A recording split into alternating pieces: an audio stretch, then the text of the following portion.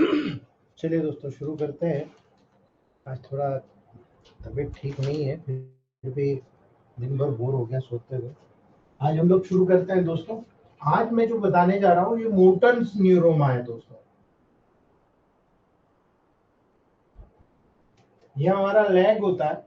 इस लैग में यहाँ जो ये पोर्शन होता है, जो सबसे नीचे का पोर्शन होता है ना, यहाँ पर अगर किसी को बहुत सीवियर पेन होता है, हम जो नीचे का ये जो पोर्शन रखते हैं पाँव वाला, है ना, यदि अकेले वॉकिंग करने की जो शक्ति होती है वो नहीं होती है, यानी फुट के बाल के नियर बहुत ज्यादा पेन का फीलिंग होता है, जैसे शू में किसी ने नीचे के साइड में कंकर पत्थर भर दिया और आप उस कंकर पत्थर पर पांव रख रहे हो, इस प्रकार की फीलिंग होती है ना। और यदि ये दर्द लगातार बना रहता है दोस्तों, इस कंडीशन को मोटर न्यूरोमा कहते हैं।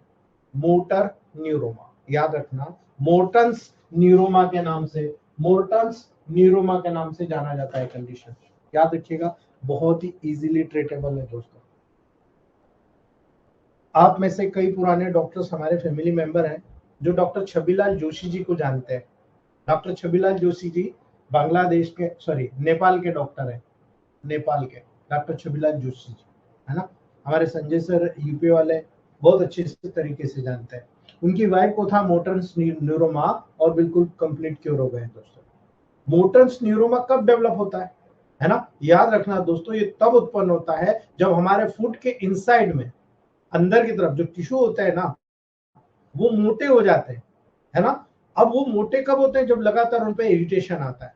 जब हमारे फुट में लोअर पार्ट में, बैक साइड में अगर बहुत ज्यादा इरिटेशन आता है, वो मोटे हो जाते हैं। और इसीलिए दोस्तों नर्व के नेक्स्ट, जहां पर वो टो में प्रवेश करती है, आपके नीचे की तरफ, यहां से जो आगे की तरफ ये टो में जो प्रवेश करती है, उस नर्व के ऊपर प्रेशर होता है, यानी इस नर्व के अगेंस्ट बहुत ज्यादा प्रेशर बढ़ जाता है दोस्तों, है ना। और वो उसे इरिटेट करता है और इसी के कारण पेन लगातार बना रहता है। यूजुअली थर्ड और फोर्थ टोस के बीच में सबसे कॉमन होता है। ये जो आपका थर्ड और फोर्थ टोज होता है ना, नीचे के पाँव का, उसमें बहुत कॉमन होता है, आगे तक फ्रंट में जाता है। इसलिए आपको याद रखना है दोस्तों, बिग टो के पहले वाले, ये जो बिग टो थंब जो नीचे का अंगूठा होता है ना, उसके पास वाले, इसलिए याद रखना दोस्तों, इसमें कंटिन्यू पेन होता रहता है। और वुमन में मेन की तुलना में मोटर्स न्यूरोमा ज्यादा पाया जाता है, वुमन में ज्यादा पाया जाता है, याद रखना दोस्तों। क्यों?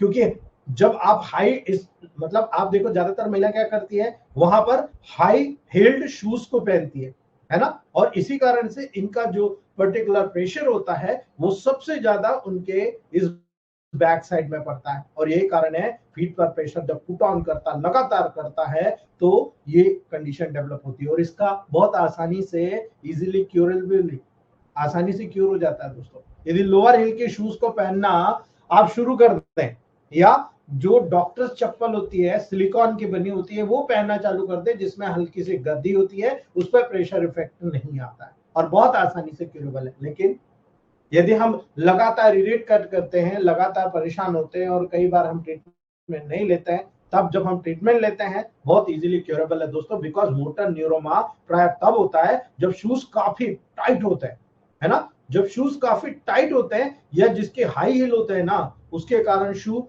फील होने में, जब वहां पर फिट होता है दोस्तों, तो नर्व के ऊपर लगातार, जैसे आपने पहना ना, कंप्रेस होता है ना। और जो कंप्रेस होगा ये उसको इरिटेट कर देगा, और नर्व को इरिटेट होने के कारण वहां पर लगातार थिकनेस ऑफ टिश्यू बढ़ती चली जाएगी और ग्रेजुअली मोर पेनफुल कंडीशन डेवलप होती चली जाएगी। इसी के कारण, प्रेशर इफेक्ट के कारण दोस्तों, बहुत सारे पॉसिबल कॉज हो सकते हैं वहां पर गेट एबनॉर्मिटीज का होना। अर्थात आपको मैंने बताया था कि सेंसरी नर्वस सिस्टम से ब्रेन में, और ब्रेन से पर्टिकुलर आपके मोटर नर्वस सिस्टम से पर्टिकुलर ऑर्गन पे वर्क होता है। लेकिन एक डायरेक्ट गैप मैकेनिज्म होता है जो डायरेक्टली वहां पर जाकर कुछ समय के लिए पेन को बंद कर देता है ना। इसी के कारण इनेबिलिटी हो जाती है दोस्तों। फुट में नर्व पर प्रेशर जो पड़ रहा है वो इनेबिलिटी के रूप में डेवलप हो जाता है, मतलब उसके अगेंस्ट वो काम करने लग जाता है। इसीलिए मोटर न्यूरोमा हमेशा याद रखना, जिनका फ्लैट फीट होता है ना, जो हाई आर्चिस के रूप में होता है, जिनको बुनियंस होता है ना, जिनका हैमर टो होता है, इन लोगों में कॉमन रूप से मोटर्स न्यूरोमा होता हुआ देखा जाता है दोस्तों,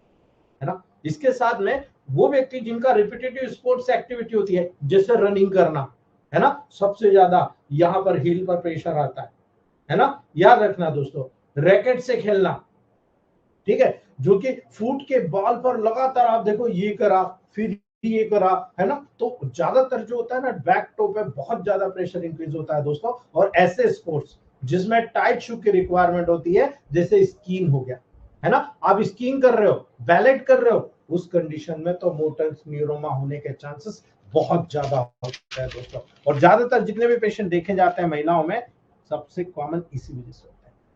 कभी कभी एक न्यूरोमा जब रिजल्ट होता है दोस्तों, फुट की इंजुरी से भी होता है।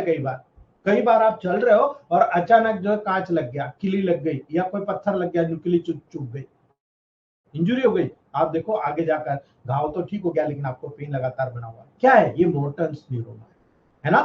पेन प्राय इंटरमीडिएट होता है दोस्तों। ये मेन सिम्टम्स होता है मोटर न्यूरोमा का दोस्तों। इसमें ऐसा फील होता है दोस्तों जैसे कि बर्निंग पेन हो रहा है, बाल में बहुत ज्यादा बर्निंग होता है, ऐसा कि पेशेंट पांव भी नहीं रखता है, अपने पंजे के ऊपर चलता है दोस्तों, है ना। फुट में जैसे कि आप कहीं पर कोई मार्बल हो, है ना, आपको ऐसा लगता है कि मार्बल रखा हुआ था, पत्थर रखा हुआ था, मैंने उस पर पांव रख दिया। आप मार्बल पर, कोई कंकर पत्थर पर स्टैंडिंग हो, खड़े हो, है ना। शूज में ऐसा लगेगा जब देखोगे कुछ नहीं, है ना। शॉक का बंज आपने रखा हुआ है, ऐसा फील होगा आपको कि आपने यहाँ बहुत सारे जो है वहां पर शॉक्स यानी मोजे पहन रखे हैं और बहुत सारे मोजे रख रखे हैं, जो आपको ऐसा फील होगा। यानी बहुत ज्यादा नमनेश होता है, टिनिंग फील होता है, बहुत ज्यादा पेन होता है जो रेडिएटिंग होता है आगे की तरफ, है ना। इसीलिए पेशेंट को वॉकिंग में डिफिकल्टी हो जाती है। पेशेंट के वॉकिंग में बहुत ज्यादा डिफिकल्टी होती है क्योंकि पेन होता है दोस्तों। जरा भी पांव रखा पेन होता है, इसलिए वो पांव रखना भी पसंद नहीं करता है, प्योरली फुट के बल चलता है। और इसीलिए फुट पर कोई स्वेलिंग नोटेबल नहीं होती। आप वहां पर देखते हो फुट में कुछ भी नजर नहीं आता, लेकिन जब आप थोड़ा सा पिंच करते हो तो बोलता अरे बाप रे मुझे तो पेन हो गया, है ना। कभी कभी मोर्टन्स न्यूरो में जब होता है तो उसका कोई सिम्टम ही नजर नहीं आता दोस्तों। कम से कम 33% पेशेंट ऐसे देखे जाते हैं जिसमें मोटर न्यूरोमा के कोई भी सिम्टम नजर नहीं आते। हमें कोई दिक्कत ही नहीं है, हमारा तो प्रोटोकॉल एक ही है, इसका भी उसका भी। मॉडर्न साइंस चेंज करता है लेकिन हमें नहीं चेंज करना। एग्जामिनेशन के दौरान जब आप पेशेंट के फुट पर पेश करते हो दोस्तों, मास या टेंडरनेस के स्पॉट आपको नजर आएंगे, ये सबसे बड़ा साइन होता है। जब आप पर्टिकुलर एरिया में देखोगे तो आपने क्या कहा कि इसमें थिकनेस बढ़ रही है, तो आप वहां पर जब टच करोगे तो क्या मिलेगा आपको, है ना, मास मिलेगा, टेंडरनेस मिलेगा। इसीलिए यहाँ पर फुट के बोन के बीच में क्लिकिंग भी फीलिंग होगी आपको, एक अलग ही वहां पर दोनों लेवल पर, इस पोर्शन में, इस पोर्शन में डिफरेंस अलग ही नजर आ जाएगा दोस्तों। आप एक्सरे फुट करा लीजिए, है ना, रूल आउट कर लीजिए, अल्ट्रासाउंड करा लीजिए, क्या जरूरत है, सीटी स्कैन एमआरआई करा लीजिए, बहुत इजीली ट्रीटमेंट होता है दोस्तों, बहुत इजीली ट्रीटमेंट है ना।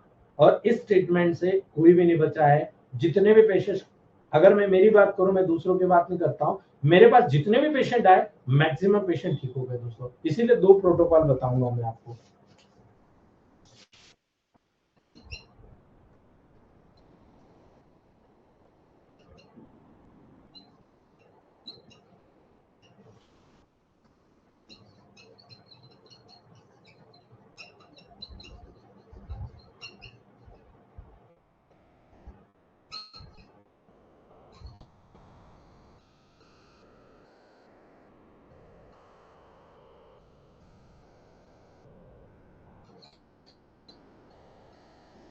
याद रखना दोस्तों, F1C4WE S5A3RE top class protocol है। अगर आप सीधे जनरल टॉनिक भी देते हो ना B4 में, S5C4RE डाल के कुछ करने की जरूरत नहीं, आपका काम हो गया, है ना। डायरेक्ट आप F1C4WE को S5A3RE को पॉजिटिव में दे दीजिए, काम हो जाएगा। 100% डंके की चोट पर रिजल्ट मिल जाएगा। एनाल्जेसिक ड्रॉप D6 दे दीजिए, शानदार result. Special pain cure oil apply कराना शुरू करिए, या इसका कंप्रेस बना लीजिए, लगाइए, गर्म पानी में डाल दीजिए, गर्म पानी में उसको बिठा दीजिए, है ना। 1 चम्मच नमक डालकर उसमें गर्म पानी में बिठा दीजिए और 20 बूंद आपकी ये डाल दीजिए, स्पेशल पेन क्योर ऑयल का कंप्रेस बनाकर D6 में, है ना। आप S6C6 D3 में चला दीजिए ग्लोबल्स में।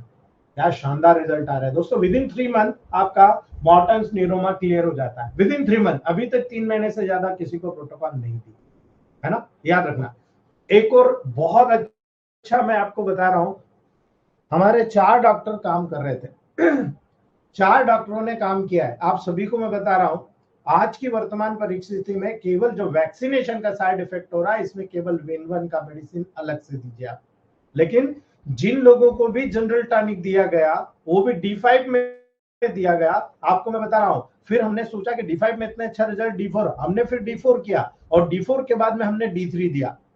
तो मैं आपको बहुत बड़ी खुशखबरी बता रहा हूं दोस्तों, आप लोगों को मैं इसलिए बता रहा हूं कि आप फैमिली मेंबर हो।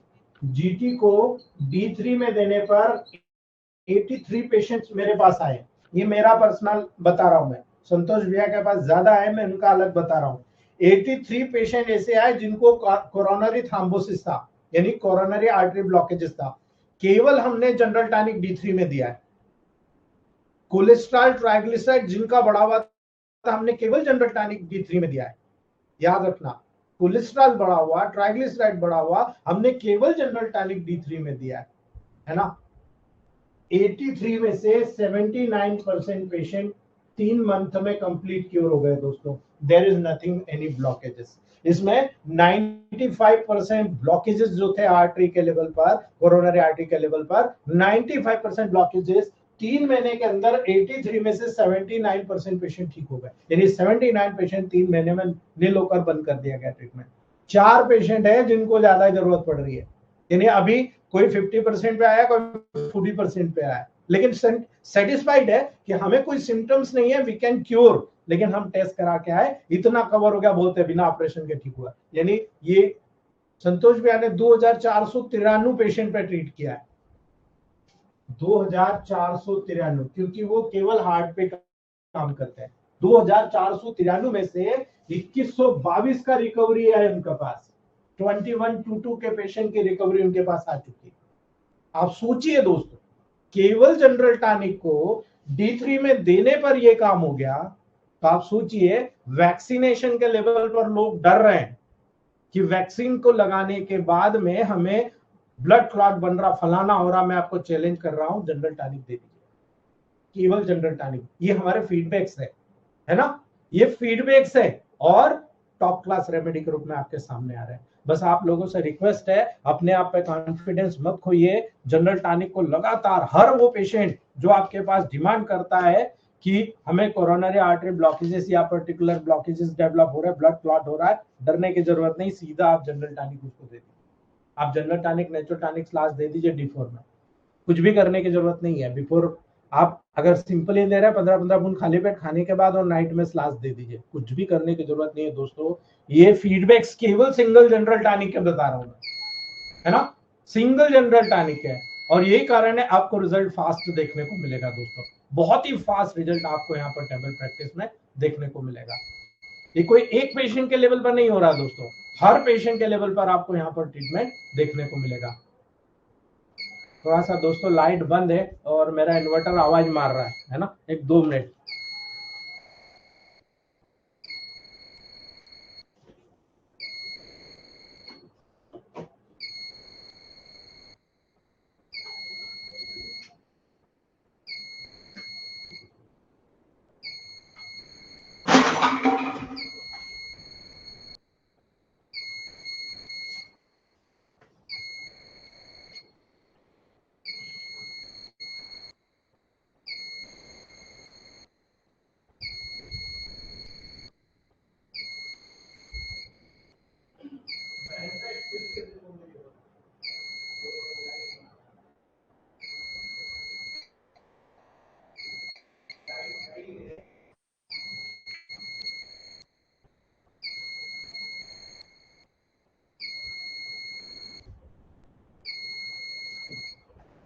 दोस्तों आज हम लोग यही क्लास खत्म करते हैं, क्योंकि बंद हो जाए, इन्वर्टर लाइट बंद होने वाली है।